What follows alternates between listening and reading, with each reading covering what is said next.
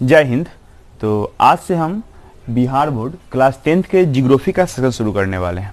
चलिए हम सबसे पहले आपका इंट्रोडक्शन क्लास लेते हैं। आज का आपका हम जानते हैं कि भूगोल किसे कहते हैं। आप जानते होइएगा, ऐसे बेसिक क्लास है तो इसके बारे में हमको जानना जरूरी है। आइए समझते हैं।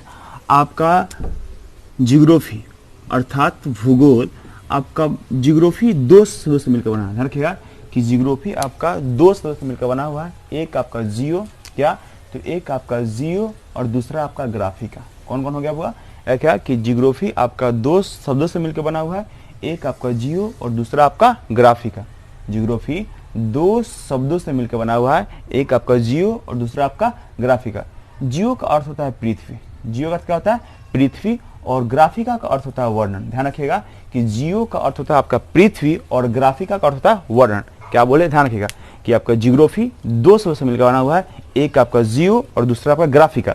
जियो का मतलब होता है आपका पृथ्वी और ग्राफिका का मतलब होता है आपका वर्णन। अर्थात हम एक लाइन में बोल सकते हैं कि पृथ्वी का अध्ययन, ध्यान रखिएगा, हम एक लाइन में चाहें तो बोल सकते हैं कि पृथ्वी का वर्णन क्या कहलाता है आपका, तो पृथ्वी का वर्णन ही आपका भूगोल कहलाता है। आसानी से बोल सकते हैं कि आपका पृथ्वी का वर्णन ही भूगोल कहलाता है। आप कोशिश करिएगा कि यहीं पर याद करें, ध्यान से बोलिएगा एक बार कि पृथ्वी का वर्णन, ध्यान बोलो कि पृथ्वी का वर्णन ही क्या कहलाता है, तो भूगोल कहलाता है। याद हो गया, क्या बोलेंगे कि पृथ्वी का वर्णन ही भूगोल कहलाता है। अगर इससे और बेहतरीन परिभाषा जानना चाहते हो तो वीडियो को पॉज करो, मैं बोल रहा हूँ उसको सुनकर लिख सकते हो। देखो बोल सकते हैं कि भूगोल, कौन हुआ, भूगोल विज्ञान की वैसी शाखा है। क्या बोलेंगे, भूगोल विज्ञान की वैसी शाखा है जिसके अंतर्गत पृथ्वी, क्या बोले कि भूगोल विज्ञान की वैसी शाखा है जिसके अंतर्गत पृथ्वी, जिसके अंतर्गत पृथ्वी तथा इस पृथ्वी पर कौन रहता है, इस पृथ्वी पर हम रहते हैं, आप रहते हैं। तो भूगोल विज्ञान की वैसी शाखा है जिसके अंतर्गत इस पृथ्वी पे रहने वाले मनुष्य एवं उसके पर्यावरण, यानी उसका जो पर्यावरण है उससे संबंधित जो हम अध्ययन करेंगे यही क्या कहलाएगा आपका, तो भूगोल कहलाएगा। आप आसानी से समझ सकते हैं कि भूगोल किसे कहेंगे, आप लिख लिए होंगे। चलिए बार बार आपको परेशान करता है कि फादर यानी जनक कौन होता है भूगोल का। ध्यान रखिएगा कि भूगोल का हम लोग फादर यानी फादर बोले तो जनक के बारे में जानते हैं। भूगोल का पिता, जनक को हम लोग क्या बोलते हैं, तो पिता। यानी जनक का मतलब होता है कि भूगोल किसके कारण से हमको इस पृथ्वी पर आया या पढ़ने को मिलता है। तो भूगोल का फादर हम लोग हिकैटियस को कहते हैं। क्या कहते हैं, हिकैटियस को। ध्यान रखिएगा कि अधिकतर बच्चे आपको हिस्ट्री के जनक और आपका जियोग्राफी के जनक में कंफ्यूज होते हैं। क्यों कंफ्यूज होते हैं, क्योंकि आपका दोनों का नाम ह से शुरू होता है। देखिएगा कि आपका हिस्ट्री का जनक हेरोडोटस था, हिस्ट्री का जनक कौन था, तो हेरोडोटस था, जबकि आपका जियोग्राफी का जनक हिकैटियस होता है। ठीक है, तो जियोग्राफी का जनक कौन होगा, हिकैटियस। कहीं एग्जाम में पूछते हैं कि हिकैटियस कहाँ का था, तो हिकैटियस आपका यूनानी था। हिकैटियस कहाँ का था, तो हिकैटियस आपका यूनानी था। हिकैटियस ने आपका एक पुस्तक लिखा था। ध्यान रखिएगा कि हिकैटियस ने क्या किया था, एक पुस्तक लिखा था। उस पुस्तक का नाम था जस्ट पीरियड्स। क्या नाम था, हिकैटियस ने आपका एक पुस्तक लिखा जिस पुस्तक का नाम था जस्ट पीरियड्स। एक बार ध्यान से बोलिए साथ में कि हिकैटियस ने क्या लिखा, तो एक पुस्तक लिखा जिस पुस्तक का नाम क्या था, जस्ट पीरियड्स, जिसका अर्थ होता है पृथ्वी का वर्णन।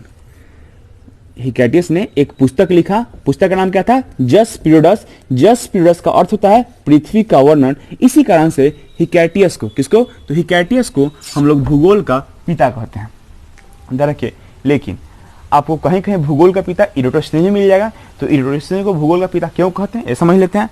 ध्यान रखिए कि इराटोस्थेनीज कौन हुआ, तो इराटोस्थेनीज ने आपका सबसे पहले जियोग्राफी का शब्द का प्रयोग किया था। कौन क्या था, तो इराटोस्थेनीज ने सबसे पहले जियोग्राफी का शब्द का प्रयोग किया था। इसी कारण से इराटोस्थेनीज को भी आपको कहीं कहीं जियोग्राफी शब्द का पिता या जियोग्राफी का पिता देखने को मिल जाएगा। तो इसमें कंफ्यूज नहीं होगा।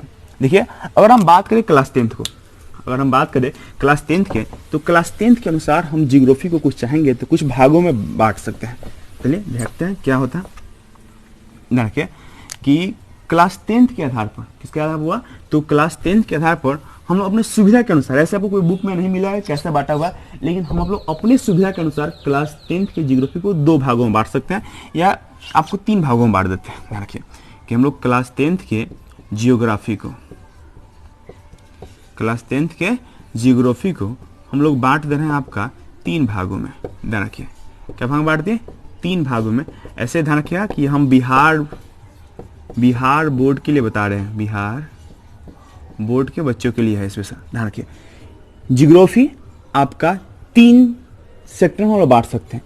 एक आपका विश्व का भूगोल यानी वर्ल्ड जियोग्राफी, वर्ल्ड जियोग्राफी यानी आपका विश्व का भूगोल, विश्व का भूगोल। उसके बाद हम बांट सकते हैं इंडियन जियोग्राफी, इंडियन जियोग्राफी यानी भारत का भूगोल, भारत का भूगोल। और एक हम बांट सकते हैं बिहार का भूगोल, बिहार का भूगोल अर्थात बिहार जियोग्राफी, बिहार जियोग्राफी। ध्यान से रखिएगा, हम लोग आपको पढ़ने के अनुसार यानी आपको हम लोग जियोग्राफी को आसान बना पाए पढ़ने के लिए, इसको हम लोग इसी कारण से जियोग्राफी को 3 भागों में बांट दिया। एक आपका विश्व का भूगोल यानी वर्ल्ड जियोग्राफी, एक आपका भारत का भूगोल अर्थात इंडियन जियोग्राफी, एक आपका बिहार जियोग्राफी। अगर आप जियोग्राफी को इस आधार पर पढ़ रहे हैं कि आपका मतलब भूगोल अलग अलग आधार पर पढ़िएगा तो आपको आसानी से समझ में आएगा। तो आपको अगर इस आधार पर हम लोग जियोग्राफी को पढ़ेंगे तो काफ़ी अच्छा समझ में आएगा। तो मिलते हैं अगले वीडियो में, तब तक के लिए जय हिंद।